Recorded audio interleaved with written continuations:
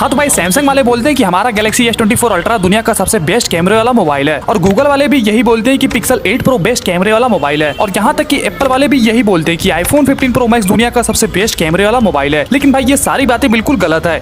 अरे भाई यहाँ मत करो, सच बता रहा हूँ, ये मोबाइल दुनिया के सबसे बेस्ट कैमरे वाला मोबाइल नहीं है, बल्कि कोई और है। तुम्हें कैसे पता चला? भाई मुझे सब पता रहता है। तो भाई ये है दुनिया का सबसे बेस्ट कैमरे वाला मोबाइल, जो कि इन सभी मोबाइलों का बाप है। इस मोबाइल के रियर में 3 कैमरे का सेटअप है, 50 मेगापिक्सल का मेन कैमरा, 180 मेगापिक्सल का पेरिस्कोप टेलीफोटो कैमरा जो कि किसी भी मोबाइल में नहीं मिलता, और 50 मेगापिक्सल का अल्ट्रा वाइड कैमरा जिसका नाम है Honor Magic 6 Pro। और ये मोबाइल इंडिया में लॉन्च नहीं हुआ है, बल्कि चाइना में लॉन्च हुआ है।